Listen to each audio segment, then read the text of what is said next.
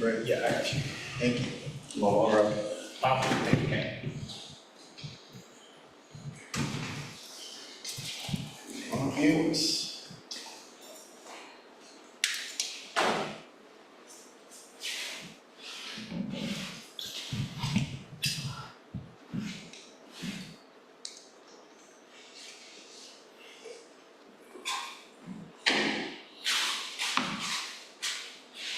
We good?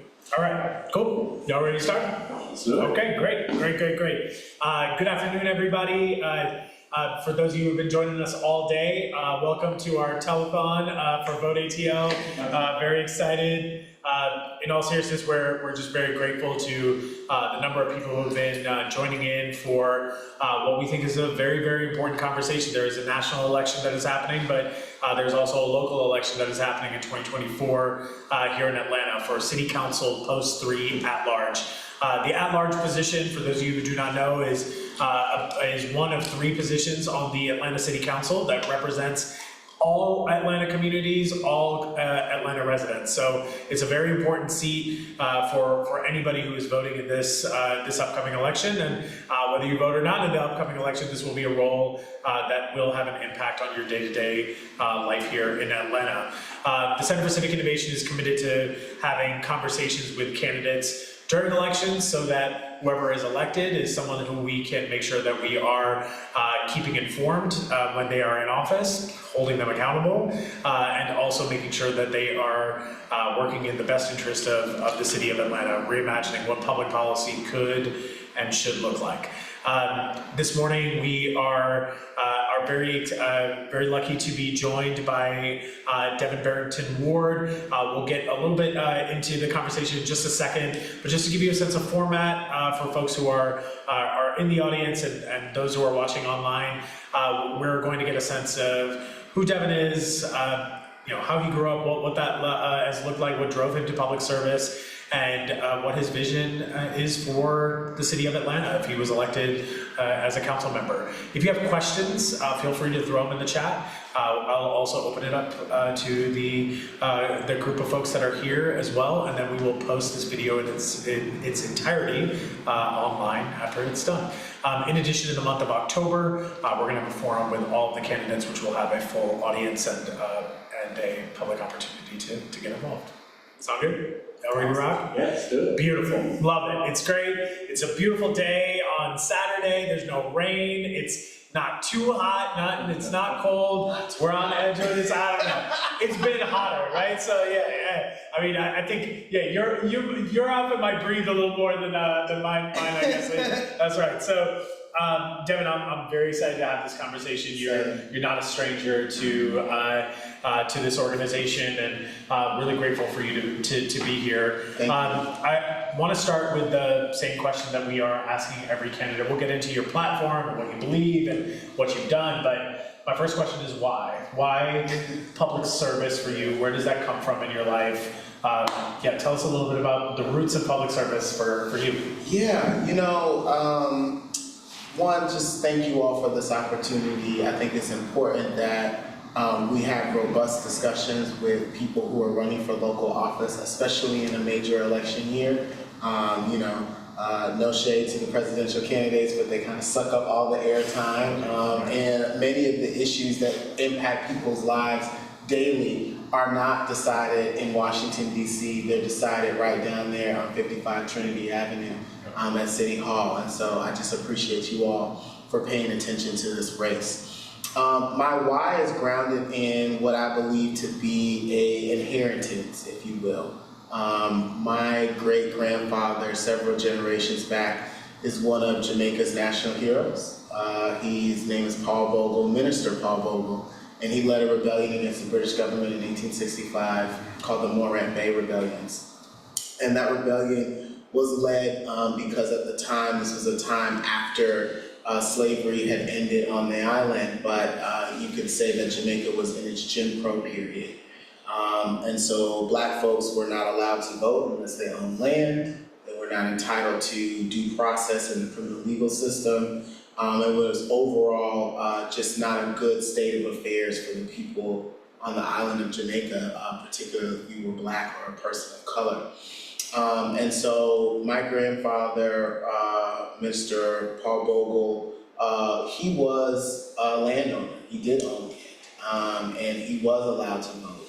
But he recognized that if his fellow countrymen and women were not allowed to do the same, that it was not a sustainable situation.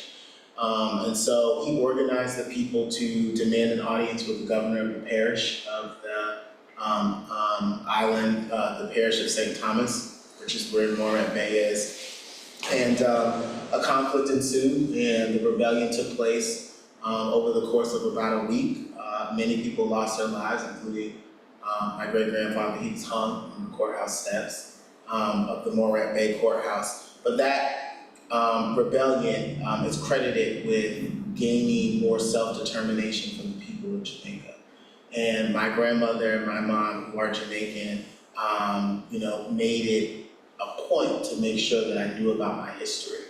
And that my family, like so many families, were involved in this struggle for freedom, both domestically and globally, a part of the Black diaspora.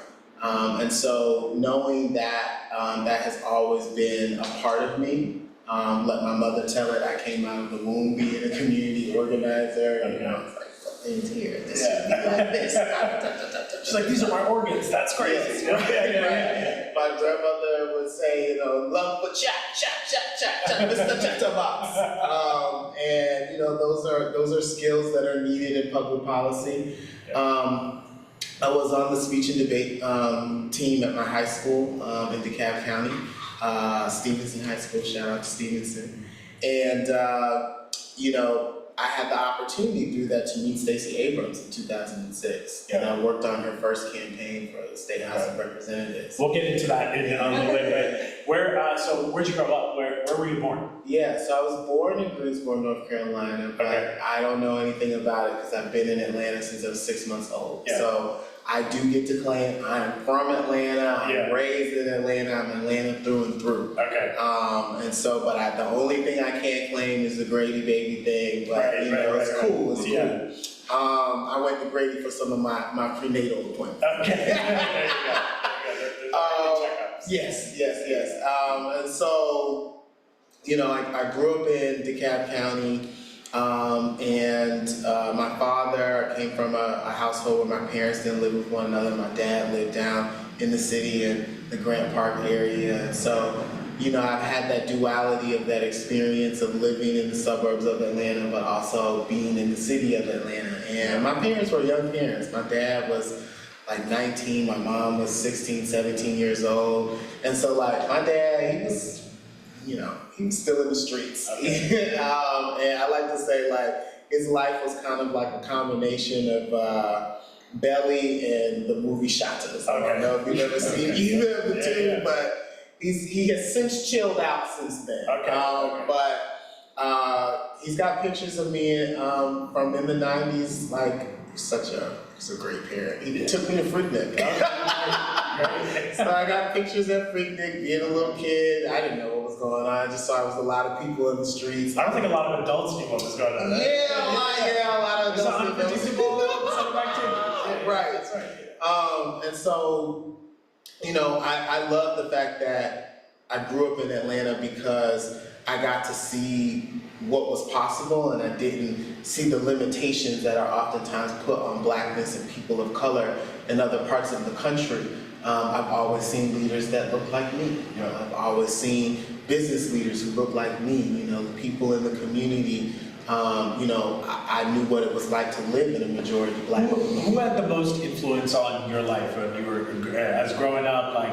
It sounds like your mother obviously told you some stories about your family heritage on that side. Your father had a variety of different roles in your life, from chaperone to the 90s. But who would you say has had kind of the greatest influence in your thoughts around public service? I definitely would say it's a combination of my grandmother, my father's side, Jean Ward. She's no longer with us. But was very involved in the community, also an immigrant from Trinidad.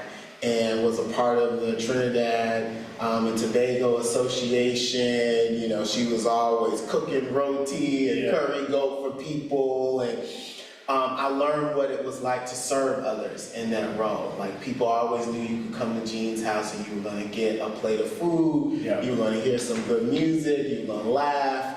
And that was my first really experience with somebody who was building community but didn't know that they were building community.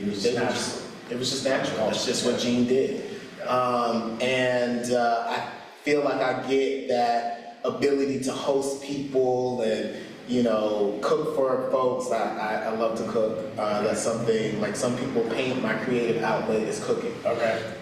Did you take any recipes off of your grandma? Like, did they left some secrets behind for you? Oh, of course. What's the greatest kept secret? Obviously, you're not gonna give me the recipe, but, no, I'm not. But I would love to know, like, if you were like, look, this is. If Gordon Ramsay came in here today, it was like, cook something. It would be coconut curry snapper. Okay, wow. Yes, coconut with the head on. Right? Okay, Yeah, we eat the whole fish. Okay. Right? We're not wasting nothing. Yeah. So, you know, I got to see how food brought people together, music brings people together, but then you would hear really serious conversations in the midst of, you know, what would appear to be an otherwise joyful moment where people are just eating and laughing and, you know, carrying on, where people would talk about the real experiences of being an immigrant in this country and the challenge that it will come along with getting your paperwork right, and trying to send money back home, bring your kids back. These are sometimes like two identities that are sometimes pit against each other. To me, you are Black in Atlanta, and you are of immigrants in this country. And these are two identities that feel like they're so separate and unrelatable, but in actuality, there's so much commonality. What would you say, you know, that dual identity had on your kind of thinking or process or the way that you look at the world? It gave me an expansive view of what Blackness is. That oftentimes when you hear, sometimes they say, well, you know, I live in a Black community, but sometimes I wish it was more diverse. I'm like, no, it's so diverse. There are Black people from all over, and we're a part of this larger community in Atlanta, Metro Atlanta, that is very diverse, albeit at times very segregated. But it gave me this dual experience of being able to understand the realities of Black people who live here, because I'm a Black person who lives here. I'm from the United States, I was born here, but also how those experiences are oftentimes the same in other places, and the need for us to really be more intentional about coming together and sharing our stories and our solutions and our ideas to our collective problems. I went to go to South Africa. I was there for about 3 weeks in December, and my wife began to weep because, and I said, what's wrong? She's like, how did they manage to oppress us everywhere, right? That the story of gentrification and displacement and the lack of services and homelessness is not just a story that is unique to Atlanta. You know, you go to Baltimore, it's the same thing. You go to Philly, it's the same thing. You go to South Africa and Johannesburg, it's the same thing. And so it motivates me more because I do believe in that moniker that Atlanta influences everything. And so I believe that if we can get it right here in Atlanta, we can get it right in all of those other places that are named. And so I use my work in Atlanta as a community organizer and a policy person and, you know, a Black person just living in this amazing city to build those experiences and work on policy solutions that address issues in Atlanta, but also can be used in other places as well. And I'm looking at other places to see how they've addressed their challenges and how we can bring those solutions back here. We're a global city, and so we gotta have a global perspective. What would you say, how would people who you went to high school with, how would they describe it? What would they say about that? They are not surprised about what I'm doing right now. I mean, I was voted most likely to succeed, most intellectual. I got runner-up for best dressed. Runner-up? Runner-up, right? I know, I was What is the winner doing right now? I want to know. I have questions and thoughts. You know what? I think the winner was like Brian Dorsey, and he's a big club promoter in Atlanta right now. So, you know, people are doing what they're supposed to be doing. Absolutely. Stevenson created a lot of, you know, heavy hitters. And we were known for like our football team, our band was one of the baddest marching bands. I know what it's like to compete in the Battle of the Bands at the Georgia Dome before it was Mercedes-Benz Stadium. And so they're not, my friends from high school are not surprised by what I'm doing. I mean, I was doing political organizing work in high school. That's how I met people like Stacey Abrams and others because of the work that I was doing then. I was really clear that this was my path, but wasn't necessarily as clear about what exactly I was going to do along the path. I just knew that I naturally had a interest in public policy and politics and community work, and I found opportunities in high school that aligned with that. So whether it was speech and debate or mock trial team, mock UN, I did all of those things. Interned while I was in high school for folks like Stacey Abrams, did the thing at the DeKalb County Commissioner's office. What was your vision? Like, what was it like? I'm doing all this because one day I want to what? But what do you remember about? So I can have to answer that in two phases, right? Because, you know, I had all of these ideas as a high school student. Yeah, you know, I'm gonna run for office. I don't know what office I'm gonna run for, but I'm gonna run one day. Then, you know, life gets real. Life comes at you fast. And some of those plans got derailed. I ended up doing some other things. And then I also got further politicized in a way that made me a little bit more critical of the institutions that I had worked for.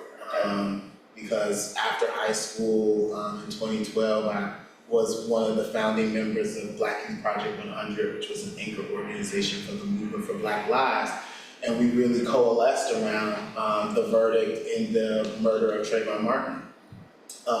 And that's when I like to say I adopted a Black consciousness as opposed to just working for within the political system as a Black person, that how harmful the system has been to people who look like me. It really came full circle because we were clear that, you know, Trayvon Martin was the victim, but he was painted as the villain. And at the time I was just 22 and had worked in the political space since I was, you know, 16. So I had already had some years into it, but I had a different awakening, if you will. I got politicized further. I started studying different political framework and theory and ideology that brings me to the progressive framework that I have today. What was the most influential reading or philosophy that influenced your thinking at that time? Man, gotta get into Garveyism, you know, fellow Jamaican, but, you know, Marcus Garvey's really claim to fame was when he was doing a lot of organizing work in the United States. And the recognition that and also people like Stokely Carmichael, Kwame Ture, who talks about how we have to send people into the political system who are diametrically opposed to the way things are right now, to the status quo. And I take that as the mandate and the standard that I hold other people to. And so I would say that those leaders and writers and thought leaders are the folks who have impacted my you know, framework, the ways that I approach this work in the city of Atlanta. What did you do after high school? You said you kind of took a different path. So there was a couple of things. One, I got put out after high school because I came out as a bisexual person, and, you know, being Caribbean is kind of rough. And so I was lucky enough, though, to be managing a campaign for a state senator, believe it or not. I was managing his re-election campaign, and people weren't sure if he was going to get re-elected because his district went into an area that was like unknown territory for Democrats, particularly for Black Democrats. But there was this guy at the top of the ticket at the time, you might know him, his name was Barack Obama. And he, you know, helped with the wave that turned counties like Rockdale County blue, and things of that nature. And so that created an opportunity for me to go to the state senate, and I was a chief of staff in the state senate. Okay. I did some lobbying work for a group of Black-owned childcare providers, making sure that Black daycares and learning centers were getting their fair share of pre-K dollars, because at the time, that governor, Nathan Deal, was trying to make major cuts to the pre-K program, and it was going to impact Black childcare providers the most. Then I worked in the State House of Representatives for Keisha Waits when she was a state representative shortly after she got elected. And then the economy got bad. Yeah. I got laid off. And without a lot of family support, I found myself sofa surfing. And then I found myself just straight up homeless. And was homeless for about 6 or 7 months. And that was a really eye-opening experience at the time. In Atlanta. At the time, Peachtree and Pine was still open, but it was not a place that a lot of homeless youth felt safe going to.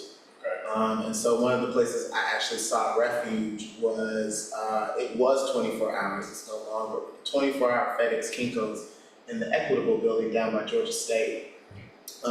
It's now the Georgia-owned credit union building, but at the time it was called the Equitable building. Yeah, Congressman Lewis's office. Correct. Funny, the Equitable building, but at the time I was experiencing a lack of equity in the city. And the only reason I didn't get put out with some of the other unsheltered people was because I was relatively well dressed, and they thought that I was a student at Georgia State, and so they just felt, oh, he's really dedicated to his schoolwork. He's always in here late nights. I didn't have any place to go. Interesting. Okay. And so a friend of mine helped me move to DC, and I got a job there working as a director of communications at the DC City Council. Okay. And one of the first things I got to work on there was actually LGBTQ youth homelessness. Okay. And helped us, my council member, get past the first ever mandated count of LGBTQ youth in the city of DC.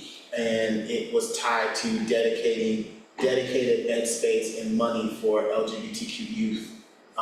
So that way. When you were in the state senate, you talked about the fact that there were cuts and things of that sort. But the Senate itself had the congressional leaders themselves have, or excuse me, the state representatives. They have their own budgets for what it is that they're supposed to do. Yeah, all budgets are not created equal when you're in the minority party. Okay. So was it at the time it was Representative Waits was just like just lost the budget, or so a lot of times when it's not like chiefs of staff are at the top of the food chain and over there, but no, it's odd to hear that a chief of staff would be cut for a budgetary constraint. Well, one of the things that folks don't know down at the state capitol is that many folks are augmenting their budgets with their campaign funds. Correct. So if you're not raising campaign funds, you can't keep your staff. Okay. And so during an economy, when the economy is rough, and you aren't necessarily entrenched in the pockets of the wealthy campaign contributors, it's hard to raise money from folks who are already on the margins. Yeah. And so at the time there just wasn't the resources to keep me on staff. So she had to make those decisions. Got it. Was there a mass layoff of people in that office, or was that? We state representatives and senators operate really small staff.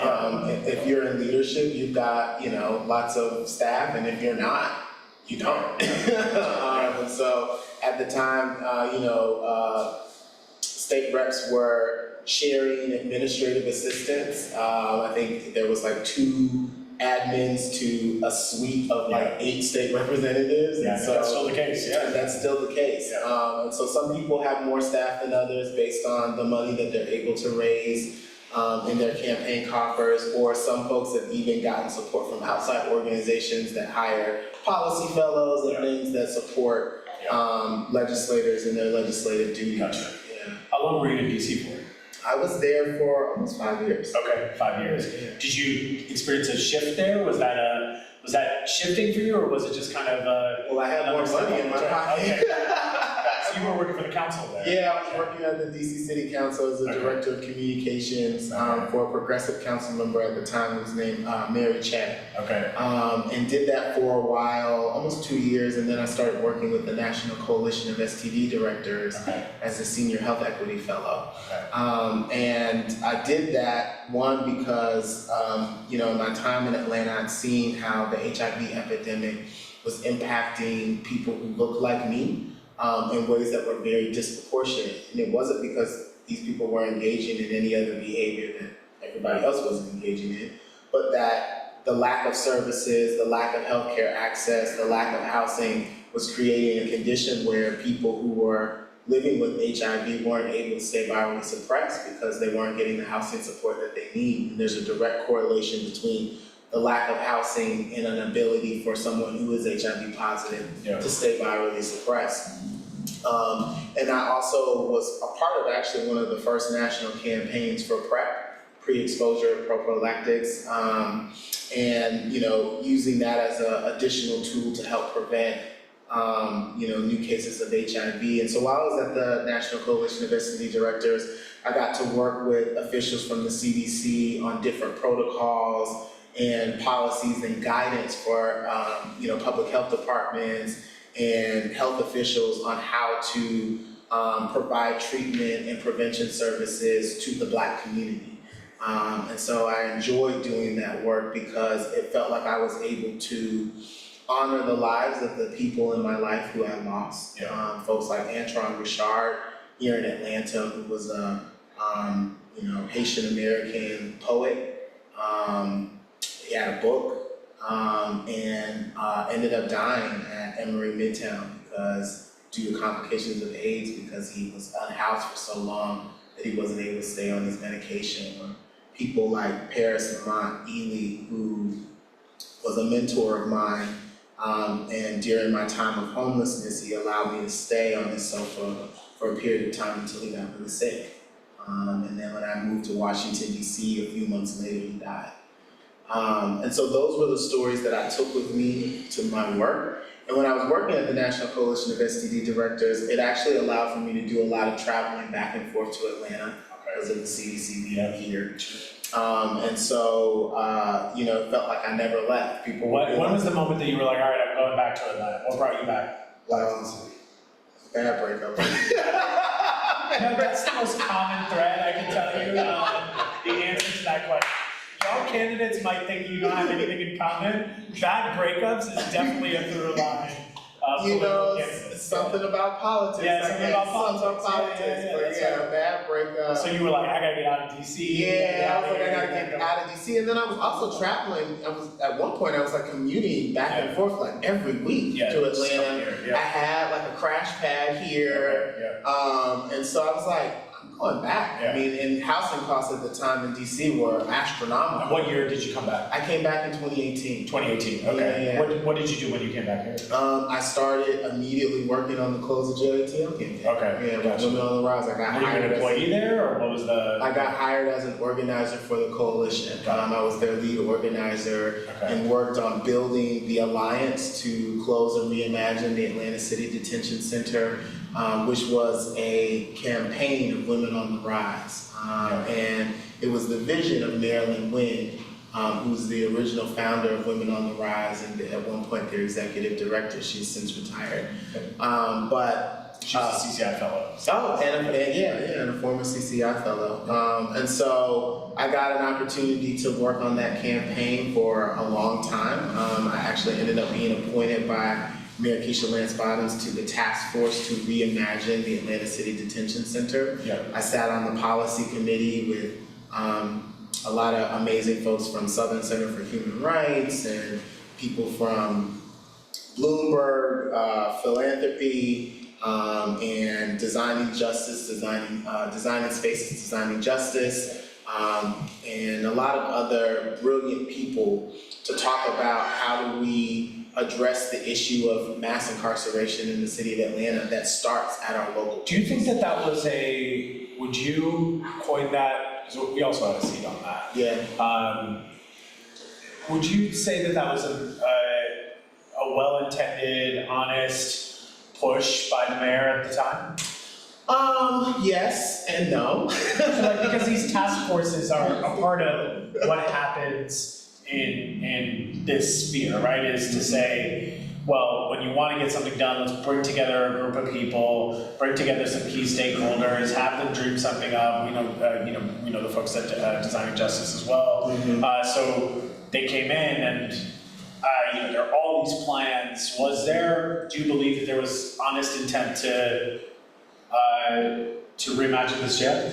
I do. I think what happened was a couple of things happened. One, prior to when we started this campaign, which it was a much larger campaign than just closing the facility, right? One of the strategy that we came up with, we called it starving the beast, because we recognized we had to cut the flow of people coming inside of the Atlanta City Detention Center.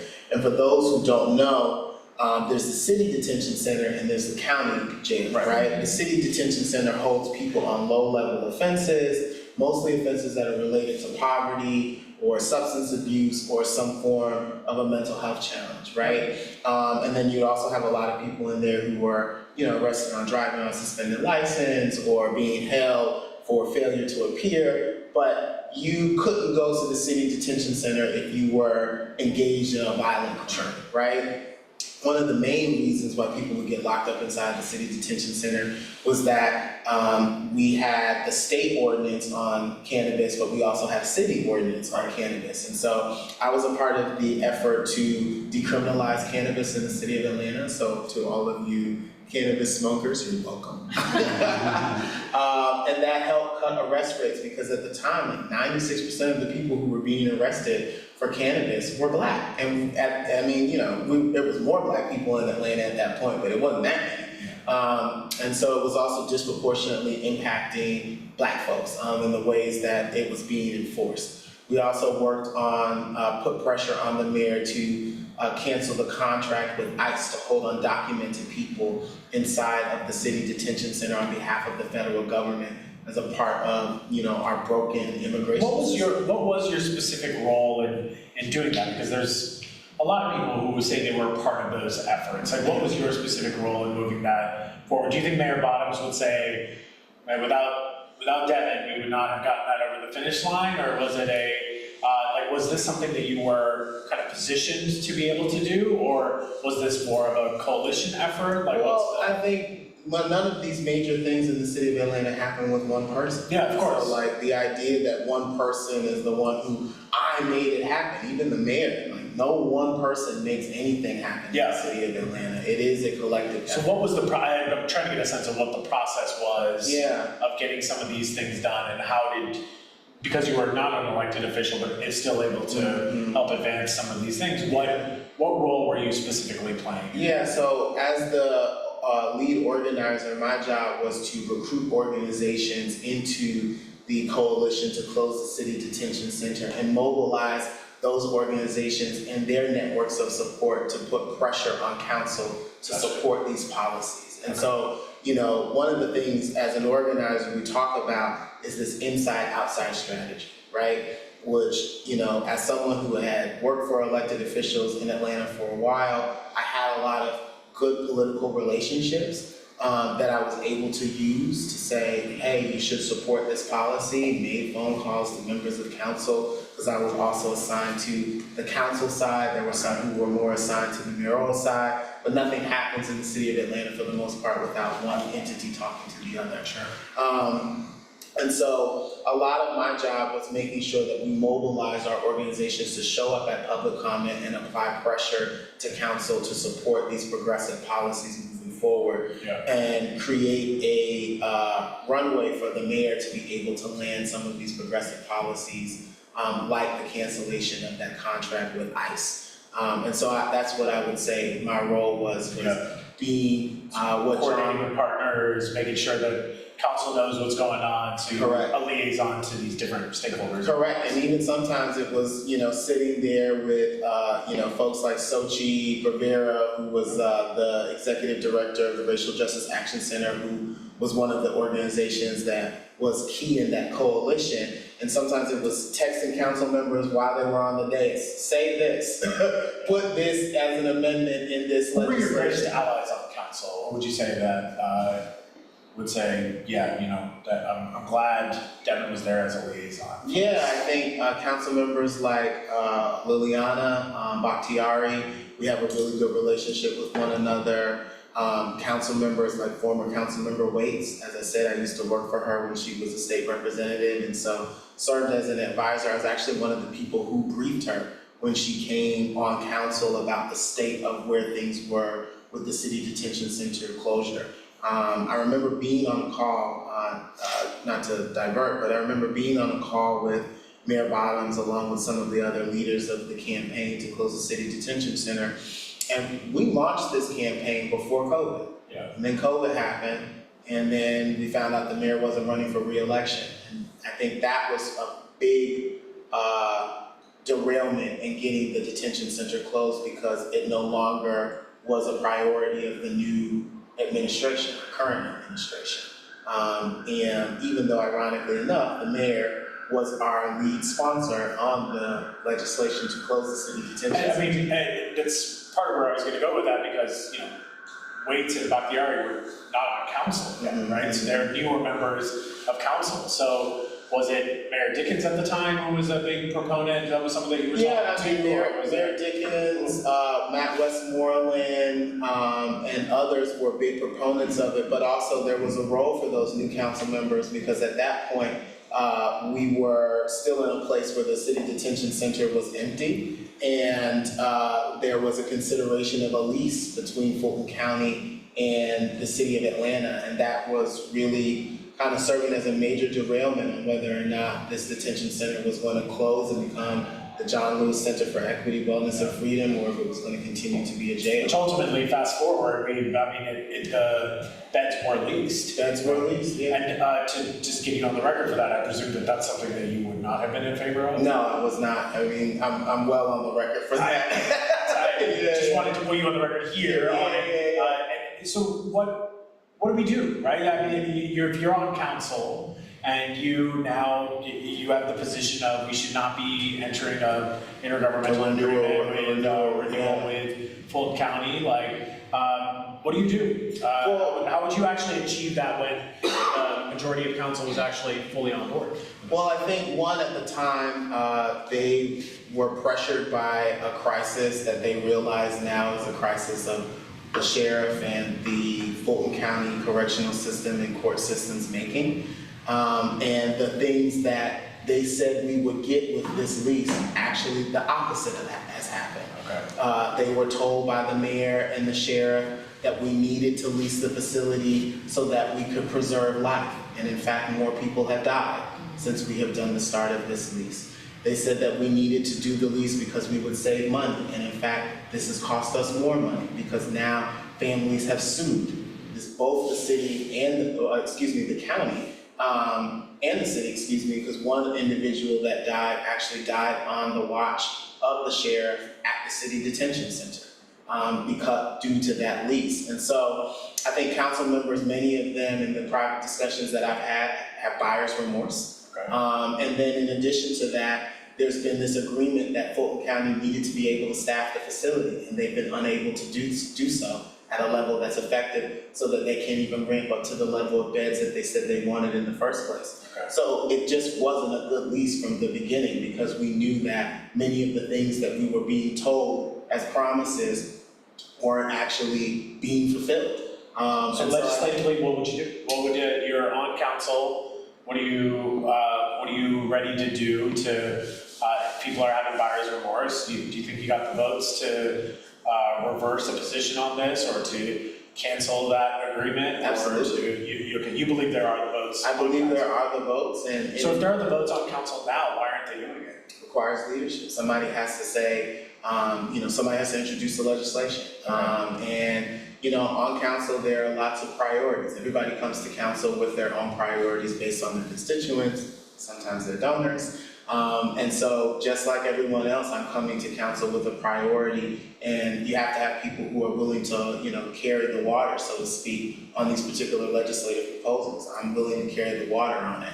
I think we've seen council members who've been willing to carry the water against the lease, and now they have to shift their priorities to other areas on their legislative agendas. I get that. But one of the things that I believe my constituency, the people who support me in the city of Atlanta, part of the reason they support me is because of the leadership I have shown on these really tough issues, like Cop City, our jails in the city of Atlanta and throughout Bolton County, and other public safety issues, where I overall have a more progressive approach to how we do public safety in the city of Atlanta. So you,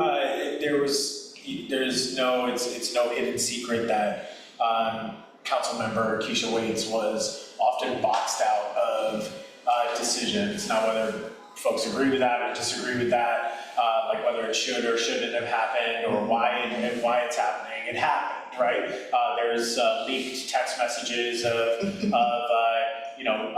very intentional, like, do not involve her in this or that.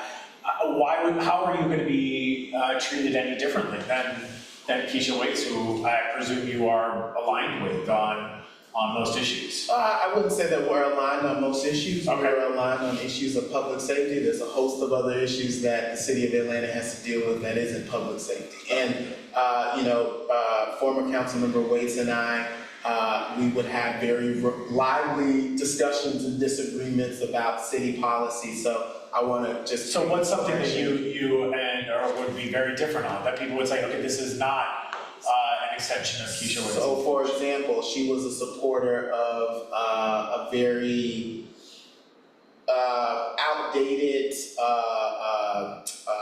what is it called? Young people curfew. Yes, excuse me. She was supportive of a curfew. And I wasn't supportive of that, because that same time that we were supporting the curfew, there was an incident in one of our pools, and it happened in broad daylight with young people. So this wasn't an issue of young people being out at a certain hour or not being out at a certain hour. There's a lack of services, a lack of investing in youth programs. And so that was an example where, former Councilmember Waits and I were not in agreement. And in fact, we publicly were not in agreement on that. I came down to City Council and spoke against that paper that she supported that ultimately didn't move forward. Because even the police chief didn't want to have to enforce a curfew law that he recognized wasn't actually going to get to the core issue of why young people were on the street. So what do you think would differentiate that? That's a fair example of something that, then council member was supportive of, something you would not support. Fundamentally, what is the biggest difference in leadership people should expect from a post-3 position? That we know what we had.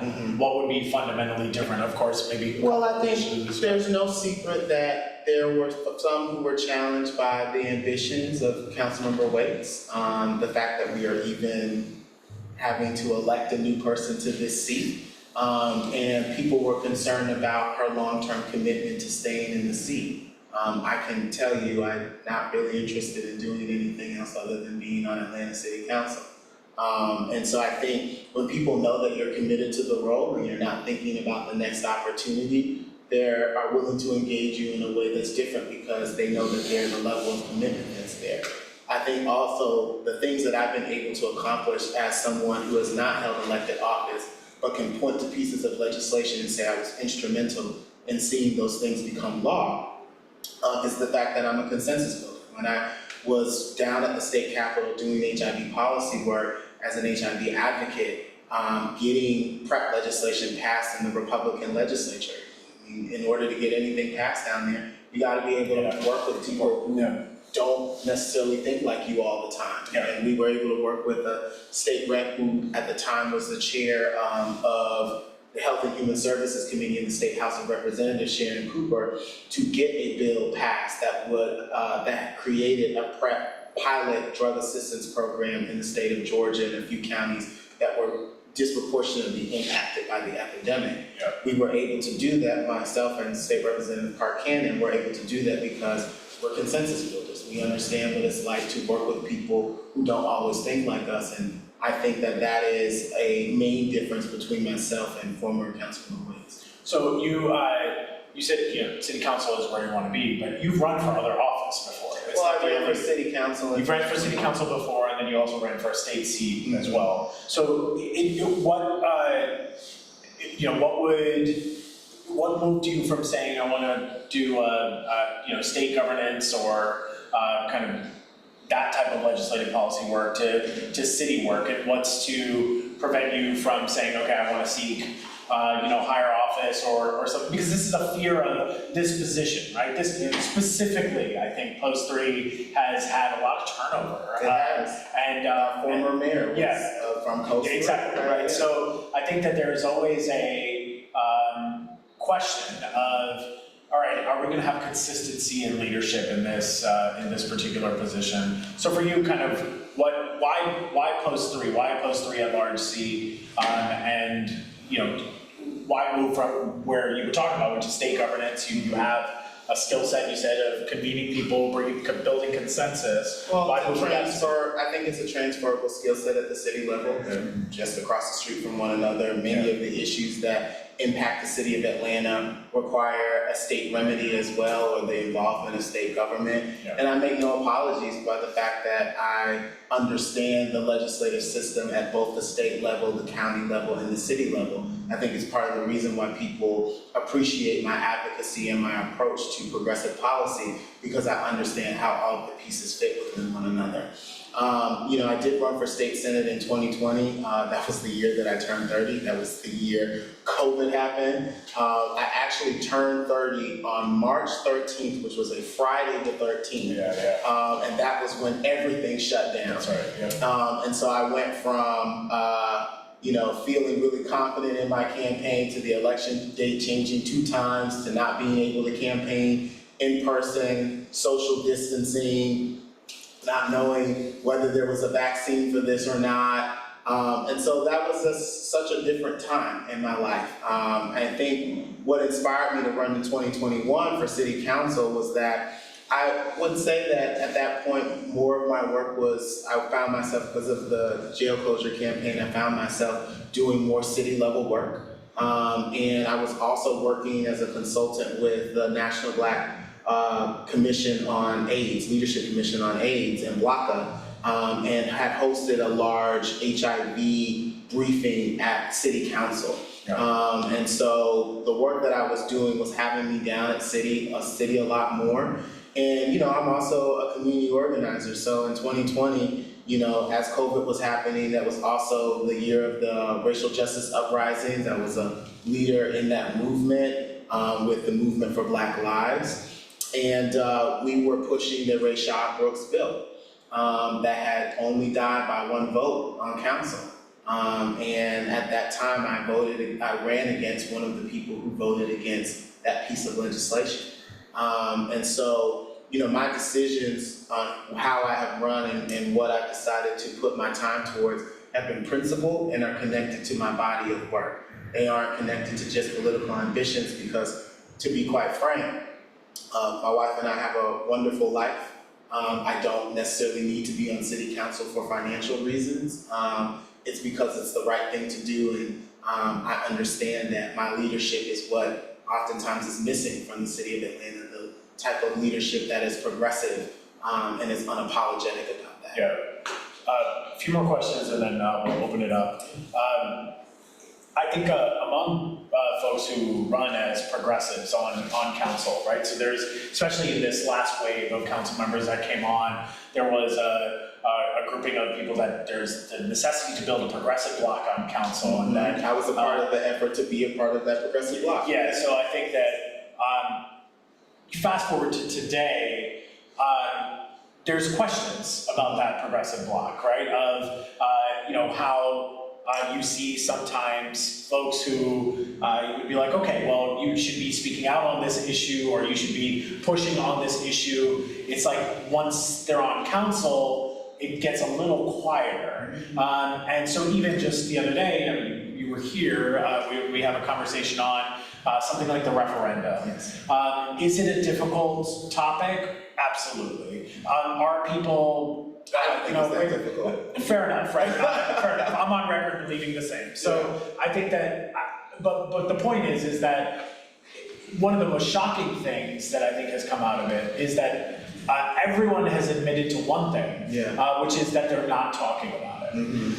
And so it is, to me, the most shocking part of all of it is that even if we claim that it is difficult, or it's not difficult, or it's easy, whatever, you would think that we're constantly working at it. But there's almost been a retreat, one could argue, from progressive candidates on record saying, look, I don't want to keep hashing this out. I have quote unquote bigger things to deal with. So there's a fear, naturally, when someone says, I'm a progressive, I'm running for council, that you'll end up on, like the person ends up on council, and then you end up with not actually seeing progressive policies there. What do you think would be different about your approach to that? And I know you said you're a consensus builder, but what we found is that there's not necessarily the demand or desire from everybody on council to build consensus with a progressive agenda. So where do you think these council members are? Because I mean, you know them, like, and I imagine that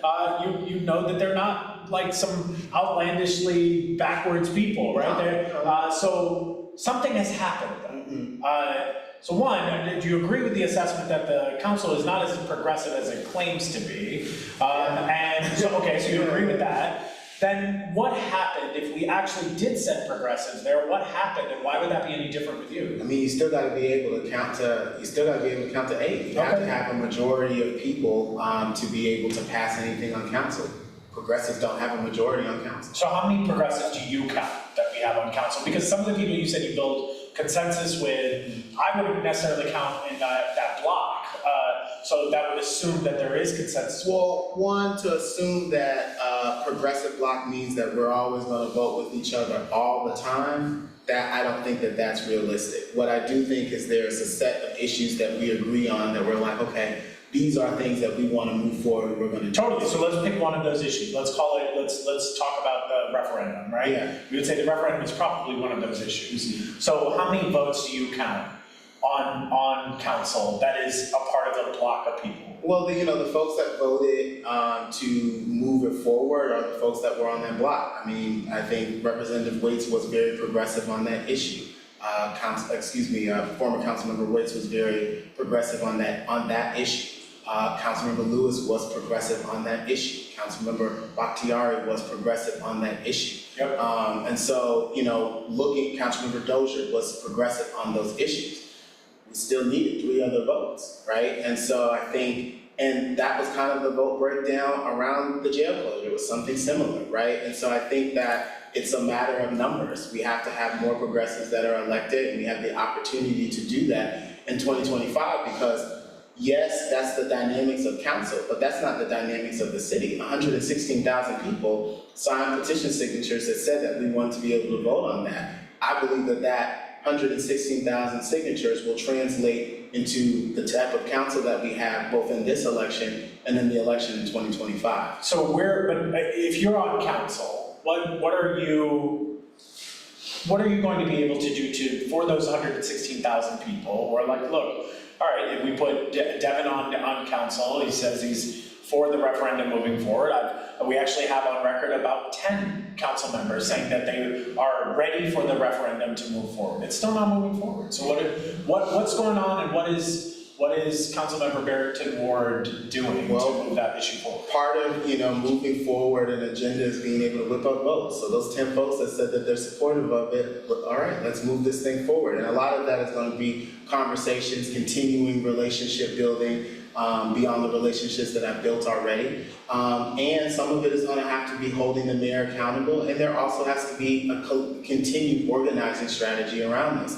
One thing that is helpful is that as we're moving this forward, we are getting closer to a mayoral election. And so there are ways to apply pressure during elections that are different when elections are not occurring and people are concerned about their political futures. So what are you actually trying to say there? What does that mean? I think that we use the election as a pressure tactic, and we continue to organize in the ways that we have. We can't just stop organizing because the mayor has tried to stall this process. I think one thing is, right now, someone could be introducing legislation to why aren't they? That's what I'm wondering is, if you add one, because honestly, if Keisha Waits is not on council, if you swapped in there, what would be different though? I mean, Well, why aren't people introducing it now? She was a vote. I don't think, she often wasn't introducing many of the papers that were connected to. But there are 3 other progressives that you mentioned. Why aren't they introducing legislation? And again, I think it's a numbers issue, right? We just think. So you think they're just doing the math and saying it's not worth introducing because we don't have the count? We don't have the. Why would that be any different with you there? Well, when people are also district council members and other at-large council members are having to run for re-election in 2025, and they have candidates in their race that are willing to move this thing forward, I imagine that people may feel motivated in a different way. Got it. So you think that they just don't have the support on council to be able to move the way that they... Correct. One of the things we had talked about is, my disappointment when I didn't win in 2021 was that I felt as though I would have been able to help create a more cohesive unit amongst the progressives that were on council, or that are on council. And some of that is just because of my work as a community organizer and the ways that I've come up through my organizing framework, which requires the art of the one-on-one. And you have to have a lot of one-on-ones to build that relationship with folks. And some of the progressives on council, to be quite honest, don't really have good relationships with one another. And so I think part of it is also having a member of council who is committed to the progressive agenda, that recognizes that we have to have equally strong relationships to move a strong progressive agenda forward. And so my goal is also to help build a more cohesive relationship structure amongst the progressives that are on council and the new progressives that will come to council. Because we know that some folks will be leaving, we know that some folks won't get reelected, and so there's an opportunity to bring new people into the mix who are more committed to pushing forward a progressive agenda which is inclusive of the referendum and a host of other issues. What do you think is the biggest misconception that people have about your campaign or about you? That may even among, I found in this work, I say very publicly that sometimes the greatest, the people I have to explain myself to most are my own folks, right? It's very rarely do I need to look someone on a total opposite side of my moral compass in the eye and say, we're different, right? Or have to prove myself to them because they know better and it won't go well, right? But oftentimes the people who you have to explain yourself to most are your own base of folks, and progressives in many elections fracture. What misconceptions do people have, if any, about you or your campaign, or do you feel people are united and have no questions, and that this is just a complete formality? You're going to just swipe right in with 90% of the vote. What's the? I think that there are. No, that's legit. I think that amongst progressives, I actually don't think that there's that many questions about where I am on the issues and my candidacy because, one, we all talk regularly. Two, I didn't disappear after the election. People can continue to see the quality of my work and the commitment to the issues and how I've moved things forward without being on council. And so they're like, whoa, he can do this without being on council. Imagine what he can do being on council. When you say progressives, how are you defining that universe? Yeah, I would say, organizations that are grounded in labor, reproductive justice, moving forward, a reimagined framework around public safety. Many of the folks who I came to the CCI conversation about the referendum, I knew half the room. More than half of the room. And most of those people I would consider folks who are supporting this campaign.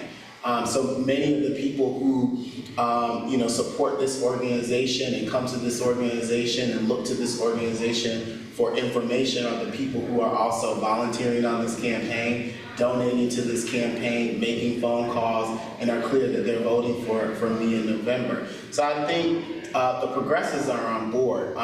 So what do you think you need to convince? Who is it that who's not on board yet? Yeah, I would say that, one, the vast majority of the electorate doesn't even know that there is a city council election that's happening in November. So thank you all for the work that you all are doing to publicize that there is this important election that's happening outside of the presidential race. I think, voters who wouldn't necessarily identify in one particular way or another on city issues, they may not necessarily call themselves an outright progressive, but they support progressive policies. And I think those folks, maybe think that all I am is an activist, when in fact I have really great policy chops, and I can point to pieces of legislation and say, we did use an organizing framework to get this passed. We did use some activism to get this passed. But ultimately, we had to write the legislation, we had to negotiate on the legislation, we had to build consensus with the lawmakers on the legislation. And so I think that sometimes can be a misconception because oftentimes, when the news is reporting these things, they aren't in the room when you're, talking with the mayor or on the phone, when you're talking with members of council about how they're gonna vote or the particulars of a piece of legislation. They're on scene when there's the protest outside, when there's the fiery remarks that are made in public comment, which is a part of that process of moving, the legislation forward. But that's not the only piece of it. And so sometimes I wish that we would cover more of the not as interesting parts of how we move things forward in this city, but that's just not the media system that we are in right now. And so people oftentimes don't see that work. But when I'm able to talk with people and explain to people my history, my background, how I've been involved in these very progressive issues, people get it, and they're willing to support. Yeah. I'm gonna open it up right after this, but have you been back in touch with your family? What's your family, because you've had a ride, right? Yeah. So it's heavy and it's a lot. Yeah. So how are you, you say your family is growing. You have your family is growing. Yes. You are partnered. You have married. Married, and there is there's a lot that you're holding in this work. Tell us a little bit about rounding that part of. Time heals most wounds. Okay. Time heals most wounds. So there was just time where people needed the space to reflect, to figure out what was actually important to them. Was it important that I love and identify as the ways that they do, or was it important that they have a relationship with me? And there were some people in my family I never lost touch with. Like my grandmothers on both sides, I didn't lose touch with them, right? Because I'm their grandbaby. Yeah. So they're like, grandmas are different. He didn't do no wrong, okay? And so, and they were also the bridge builders to being able to make those reconnections with mom, dad, and other folks and family that I have been disconnected with for some time. Yeah. And it's hard when, my mom sees me on the news, after a while she's like, I gotta reach out to my kid. And so, we've been back in touch for some years now. And it's awesome to see how the ways that speaking positivity over your children is so important. Because even in those periods of disconnection, I was still able to hold on to those words that were spoken over my life when I was younger, because I knew those things to be true. And so those were the things that held me, that kept me at times where life was really rough. Being homeless ain't fun, but I still understood my purpose. It was crazy. I was homeless, and 6 months later, I was at sitting in the middle of the White House in a White House briefing with regional leaders from the South under the Obama administration, talking about HIV policy and how the connections between that and housing. And so my life has been a wild roller coaster, but I think that leading with grace and giving people time has been lessons that I've learned on how you heal in your own. Thank you. All right, we're going to open it up for questions. So I don't know if we have any online. I'll definitely grab those from you. Is there anyone in the room that wanted to ask anything before we get to online questions? Anybody got one first? After you, Brian. You can go ahead, yeah, please, go ahead. Oh, man, okay. Hi, nice to meet you. Thank you for inviting me to the panel today, to the meeting today. But I had a question. When you, if you were elected to, go on the council, what is the first piece of legislation that you would be willing to go around and talk with the remaining council members? Because I think I need 6 votes for legislation to pass in regards to Beltline Rail, because next year is a big year and it'll be eligible for the next stages, which is the geotechnical study, which I'll probably need about $30 million to do the geotechnical study. And would you commit to submitting legislation and getting it passed for that? Yes, I think the work that the organizations like Beltline Rail now is doing is great, because it's applying pressure to council members across the city so that they come to the table and recognize that their constituencies, no matter whether it's Southwest Atlanta, Bankhead, Buckhead, people want to see rail on the Beltline, they want it now. And so I appreciate the work that organizations like Beltline Rail now has done, because it's created the environment for us to go to council and get what is needed so that we can move the Beltline forward. I've been clear, I'm not supportive and I won't be voting for approving any more projects along the Beltline until there's a plan for rail. Because one of the things that the mayor has continued to talk about is that, well, it's getting pricey. Yes, we know that, and it's going to keep getting pricier, and we have to put our stake in the ground at some point so that we can lock in that price before it becomes a place where it is no longer financially attainable for us to do so. We aren't in that place now, but we could be getting in that place in the next 5 or 10 years if we keep kicking the can down the road. And so I'm really clear that at some point we have to draw a line in the sand and say, are we doing this or not? Let's take this for a vote and see where people land. And so that way, organizations like Beltline Rail now know who to hold accountable in front of before our next elections, based on whether they are in alignment with where the masses of the people are in the city of Atlanta, which is they recognize we need another option other than cars. You saw how long it took me to get here, right? And so it would have been great. Just today, I went to the Beltline Rail Now rally earlier in Reynoldstown. I had to go to an event in Piedmont Park. If the rail was there, I wouldn't have had to jump in my car, sit in traffic, get frustrated, argue with my wife, all this, that, and the third. Those are realities that people have to go through. For me, it was to get to different campaign events. For other people, it's to get to work. And so I think that the organizing that has been done around Beltline Rail has created an environment where we can get that level of support from council members because they see that their constituency wants it. Thank you. Anything else from the audience?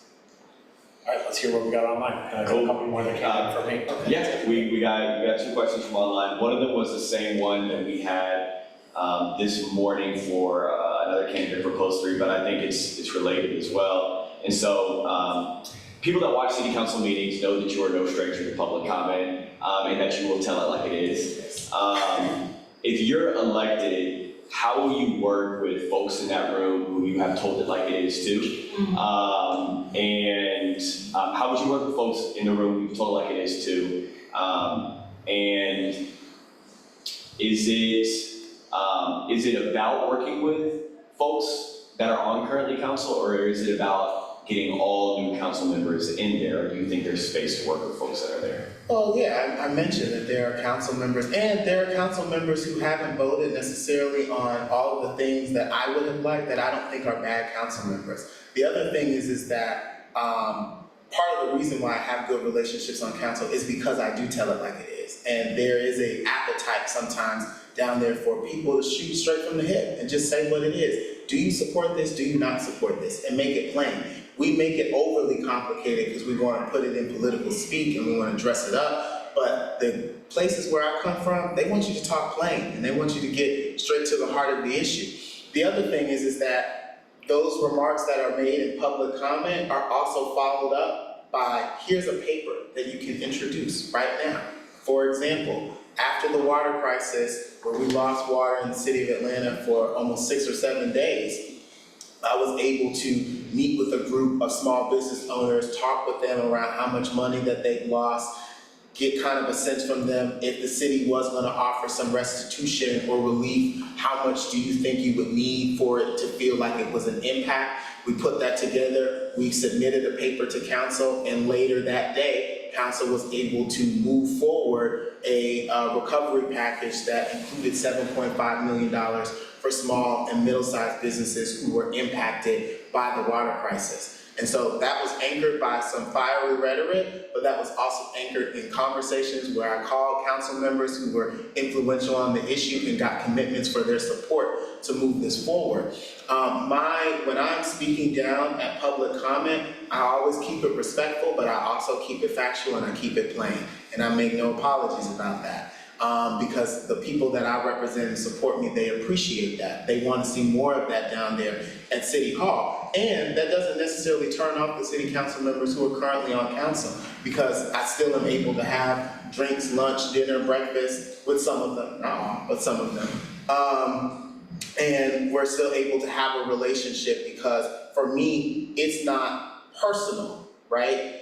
What I'm saying is not personally against any particular member of council. It's speaking about the policies, the other P, which is policy.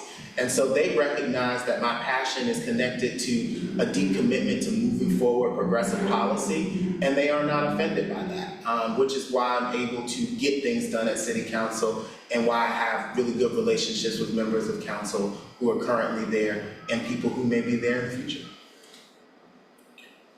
Yeah, one more. This was from someone who can't be here today, but I spoke with on Thursday night. Okay, cool. And they talked about, so folks talk about reimagining public safety and oftentimes talk about things that we can remove, decriminalizing marijuana, removing cash bail.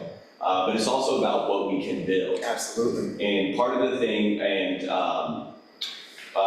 this question is about what is the role of community-based violence intervention programs in reimagining public safety. We have some folks like that in the room.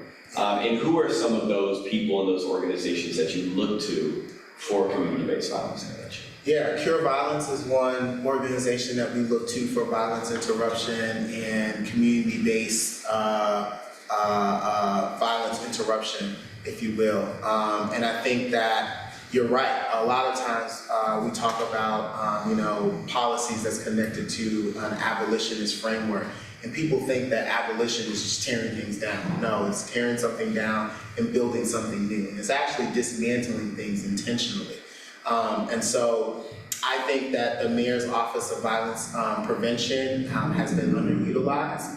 I would like to see that actually become a department in the city of Atlanta and not something that just sits underneath the mayor, because that indicates that it's a priority for us to invest in proactive forms of public safety as opposed to reactive forms of public safety. For me, it's not necessarily about taking a whole bunch of things away, but it's about adding new things that don't rely on the current system of public safety in Atlanta, which is very lopsided, right? We invest a lot in police services, but we don't invest enough in the prevention of crime in the first place. And the ways that we prevent crime is we keep young people busy. That means we have robust funding for after-school programs and summer programs. We have robust funding for the summer jobs program, and we retool that to be in a summer entrepreneurship program, because not every kid wants to have to work a job. Some of them have recognized that entrepreneurship is more of a pathway for them, and we should be supporting that. In addition to that, I think it's creating new units within the fire department. I would like to see a mental health crisis response unit that serves as the lead agency on mental health crisis calls. Because in other cities and in other states, we see that as a model and they have really good outcomes. It frees up police resources, and police will often tell you they are not equipped and trained to deal with many of these mental health crisis situations that take place in the city of Atlanta, and we have very little options outside of law enforcement to address those issues. PAD is one resource, but unfortunately, a lot of people love to talk about PAD. Well, we'll call PAD out. Well, let's call PAD. But PAD is underfunded. PAD only operates Monday through Friday, 7 a.m. to 7 p.m. And so there is a big gap of need and resources. And so on council, I plan to introduce a paper that will make sure that PAD is fully funded so that it can meet the need throughout the entire city of Atlanta and meet that need on a 24-hour, 7 days a week basis. And of course, we do it in a way that would scale them up based in a way that's practical. So it wouldn't be something that happens overnight, but it's also something that we don't need to drag our feet on either. And so I think that public safety is not, you're right, it is not just taking things away, but it's also adding new things that fill in the gap and meet the need that's currently not being addressed. So on that issue, when we think about the budget of the city of Atlanta, the largest part of the budget of the city of Atlanta is on policing right now. Correct. Do you think that that number is where it needs to be? Is it too high? Is it too low? And on things like preventative services, where should the money come from in order to get those services at the level that you're proposing? Yeah, I think you're trying to ask me if I support, in a creative way, I think you're trying to ask me if I support defunding the police. Oh, no, I'm not. I'm not. I'm quite literally asking. It's a budget question. Yeah. Which is, I genuinely don't, I think that's a divisive tactic to get people to say one thing or another. Yeah. What I'm trying to do is ask you a budget question, which is a literal thing that you would need to do on council, which is if there is $250 or so million sitting inside of the police, like for policing, and you want to create preventative services, where is that money coming from in order to create preventative services? Are the two interlinked or related, or are they not?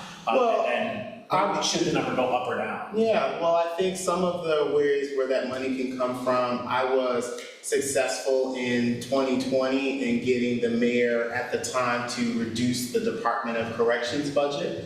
As we are trying to get the city of Atlanta out of the jailing business. I think there are resources that are there in that Department of Corrections budget at the city level that could be used for more of those proactive forms of public safety. So I would be looking at the Department of Corrections because my goal is to close the Atlanta City Detention Center, as it was the goal of many other folks on council, including the current mayor, as he was the lead sponsor of the legislation. And when he did say that when he was, going to council to get support for the lease, he did say, I am fully committed to closing this facility.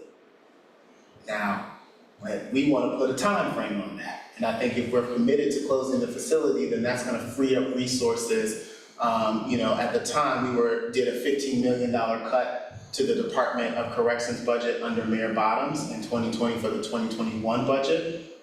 And so I would like to see something similar that I believe could help support PAD.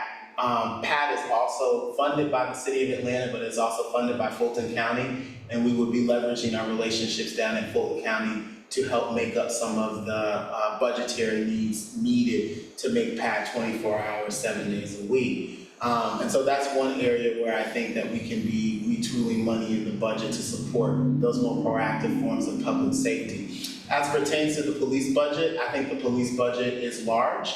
And so at this point, I'm not inclined to see it increase much more than what it is. It's already at $250 million. And I don't believe that an increase in the budget is going to correlate with a decrease in crime.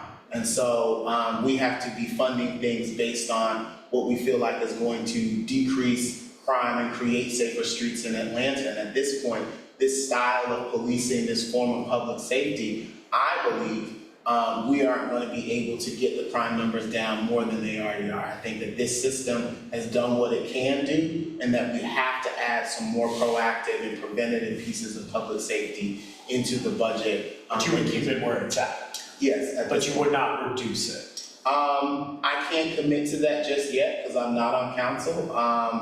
What's preventing you from saying, I mean, you have a moral and clear line on a lot of other things. Why not this? Why that would be something, given as a student as you are to the details, what is it specifically that is preventing you from saying, you just said, I don't believe an increase will lead to better results.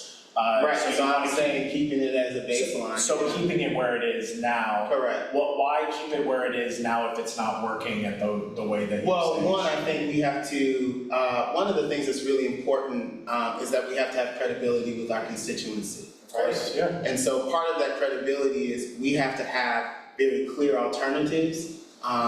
You just named some. We have to have clear alternatives that are funded. And I'm we getting can- you a way to fund it. We have to have clear alternatives that are funded and that are scaled up. They take time to scale up. And so if someone is calling and saying, for example, I support, a reimagined form of public safety, but also I have an abusive spouse and I don't know who else to call right now when there's an incident in my household. I can't say, I'm gonna take all of your police services away tomorrow. Or reduce the police budget tomorrow. That's the extreme argument other people I don't use, think that's an extreme argument. That if you reduce the budget, that all of a sudden that domestic violence response would change? Well, not that domestic violence response would change, but that the people in the city of Atlanta would feel as though, because part of public safety is data and part of public safety is perception, right? And we can't ignore the perception that if people don't feel safe, right? Regardless of what the crime numbers are saying, we also have to speak to that as well. And so I would say I'm in a place to reduce the police budget once we have scaled up these alternatives. We see that they are working, and when we see that they're working and that we have the data that they are working, then we have the argument to go to the constituency and say, yes, we can reduce the police budget because we've seen that these alternatives are funded and they're working. So what about things that we have funded that are not working?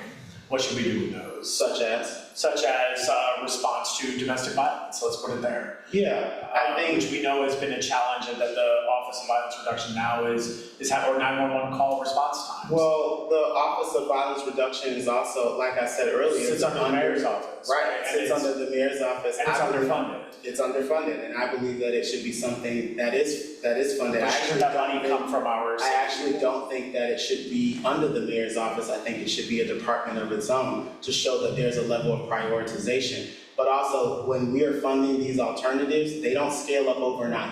I'm aware, yeah. Right, and so we need time for these alternatives to work. We need time for these alternatives to, for us to work through these challenges, for us to get the data to show that they are working. And then as we get that data and we see that they're working, we can then make the case that, okay, well now we can reduce budgets in other areas because these alternatives are working and we don't need the resources in these same areas in the same way. Well, I guess I'm specifically talking about the policing budget, which is not necessarily, the majority of the policing budget is not actually programmatic. And you have a lot of money that, yes, it goes to salaries. It also goes it goes to the actual vehicles. It goes to security cameras. It goes to surveillance equipment. It goes to a lot of these different things. And so I think we're talking a lot about how we can adjust other budgets, but I'm trying to get to where there's opportunity to either reform or reimagine the actual police budget, if you believe that it is it's a thing that's not working the way it's supposed to be working. Well, I'm more committed to scaling up alternatives and getting them to work. And I hear that part, And when I yes. can get them to work, then that gives me the evidence to scale down in another area, right? But I'm going to repeat my question, which is I have no disagreement that there is the necessity to scale up alternatives and to evaluate and test whether they are working at the effectiveness and the efficiency levels that we need them to.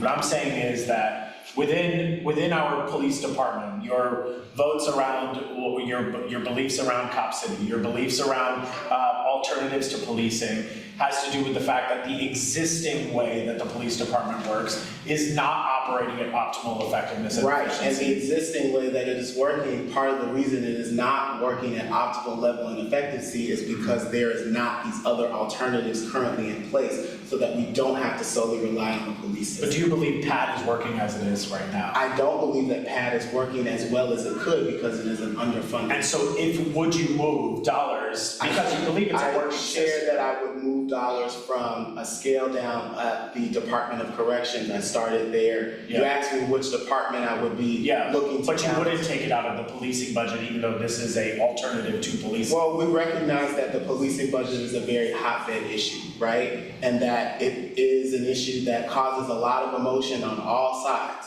And so with that being said, we need to show that these alternatives work so that we can go to the public with evidence to say, we can reduce the police budget because these alternatives are working. I have to have That is that level. working, correct?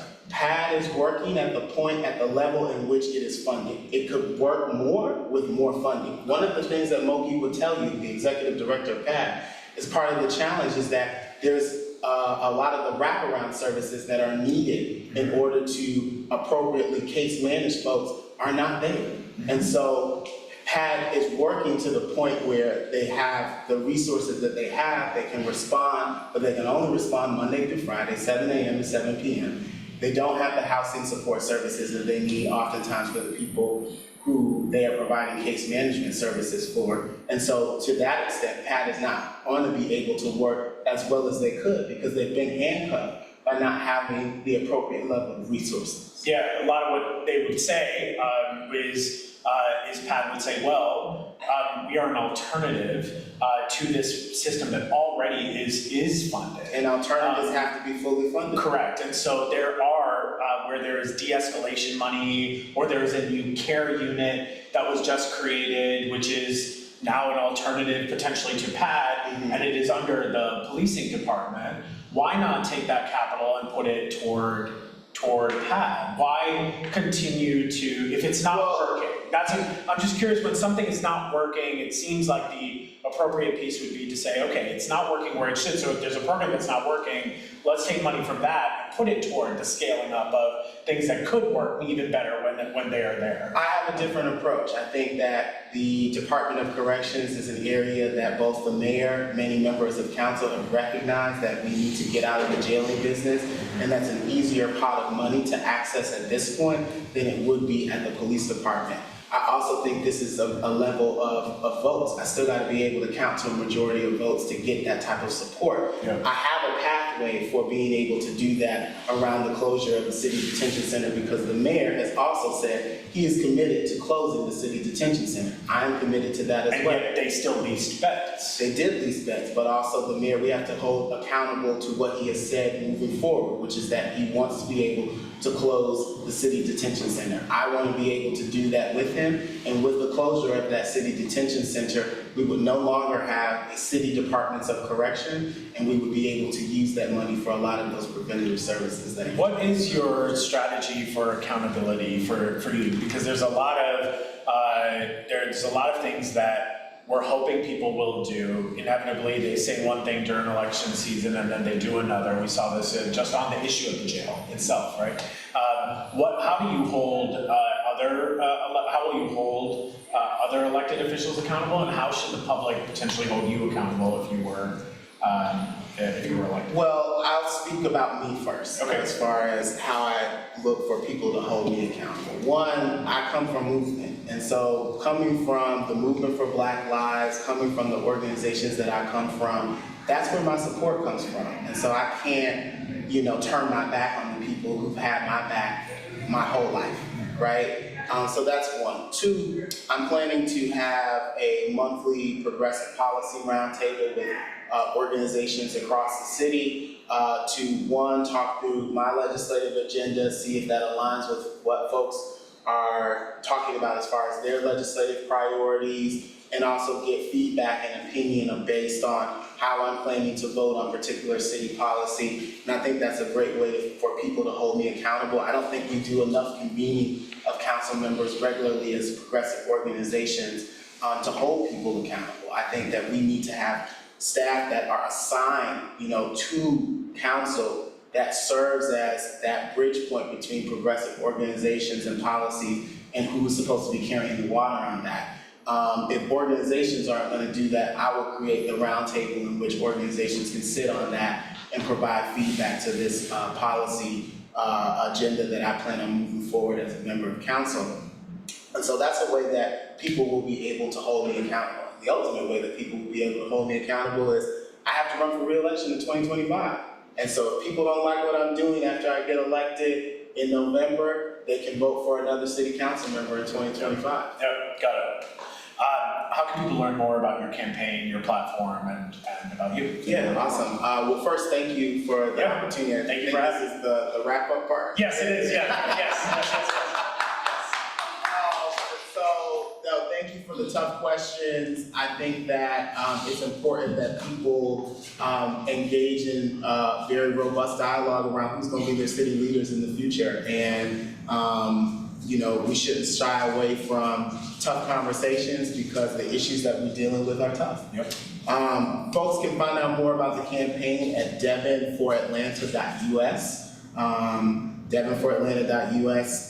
Devin for Atlanta is our tag on all social media platforms, Instagram, TikTok. I hear I'm going viral on TikTok right now. Yeah, I just got on TikTok like 2 weeks ago. Okay. So I'm going viral on TikTok. You can follow us there. We're on Twitter just because we have to be. I mean X. Just because we have to be. You can find us on Facebook.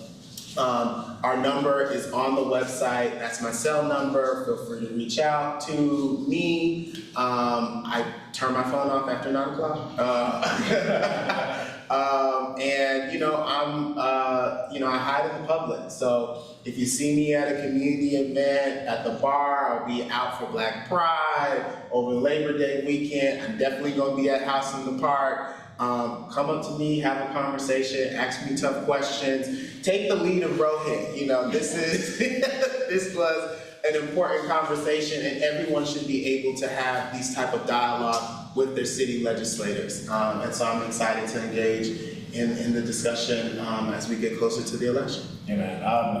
Devin, I said you're not a stranger to this space, and I'm grateful that you are. I say this to all council members, but you know, knowing more about your story as well is that you know we're grateful for the fact that you choose public service. It is not a difficult, it is not an easy easy road, and I know you're carrying a lot both personally and professionally, and so you know we wish you good health throughout all of this. Yes, and, that's very important. But we appreciate you also being willing to answer the hard questions. Absolutely. That's important. That's what people want to see in their elected officials. So, For sure. thank you so much. We appreciate you all watching online. We appreciate you all being here.